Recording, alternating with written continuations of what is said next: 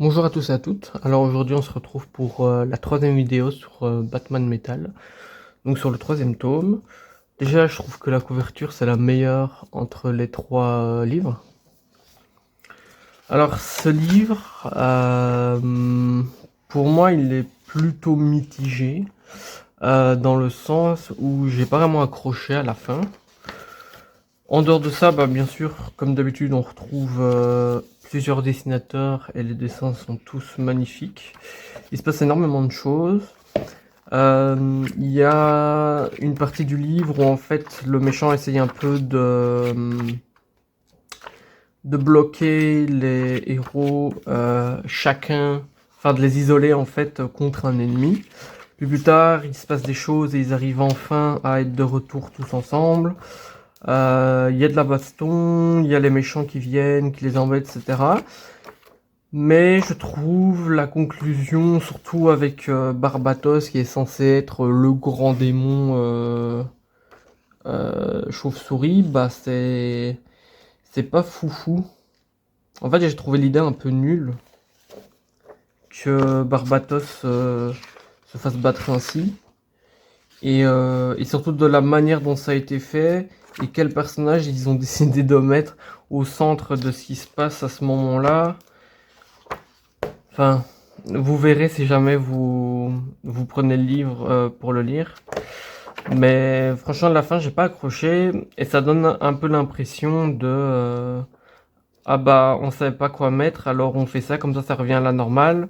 Mais alors à la fin ils disent qu'il va y avoir d'autres choses qui vont se passer et donc bah ça leur permettait de faire une suite en fait. Mais c'est un peu le sentiment que ça donne, c'est je sais pas, l'histoire elle est assez brouillonne surtout vers la fin et la manière dont ça se déroule, bah on avait surtout l'impression qu'ils avaient plus vraiment d'idées, qu'ils voulaient passer à autre chose quoi. Et ça, c'était un peu bizarre, surtout que le premier livre et le deuxième livre, j'ai vraiment adoré. Et celui-là, bof, un peu moins. Surtout pour la fin, parce que sinon, le reste, ça va encore. Même s'il y a des trucs qui sont un peu tirés par les cheveux. Mais en dehors de ça, ça va. Donc, ce livre, je sais pas si je le conseille. À mon avis, je le conseillerais si c'est quelqu'un qui a déjà suivi les autres Batman Metal et qui veut essayer de faire toute l'histoire. Mais en dehors de ça, voilà, si vous voulez juste prendre le troisième pour le lire, mais que vous n'avez pas lu le reste, ça vaut vraiment pas le coup.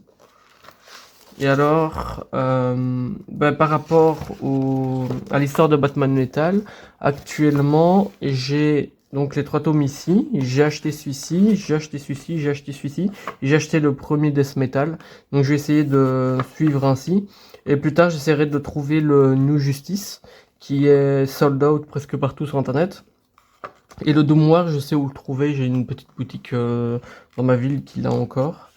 Donc voilà, actuellement je suis en train de lire le Batman Kerry et je vous ferai une petite vidéo pour vous dire ce que je pense du livre.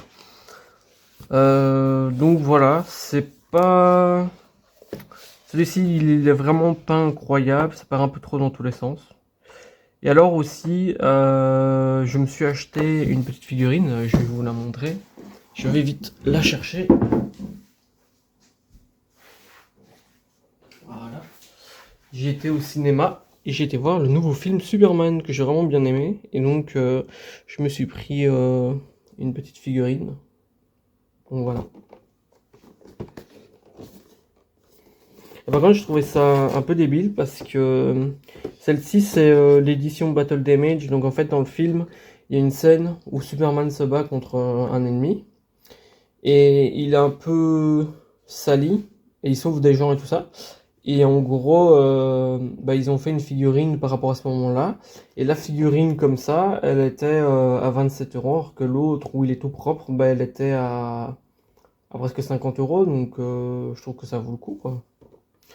Donc voilà pour les news de ce que j'ai acheté et pour Batman Metal. Si vous voulez discuter avec moi de l'histoire ou de n'importe quoi, n'hésitez pas. Et voilà, je vous souhaite une bonne journée, une bonne soirée. À la prochaine.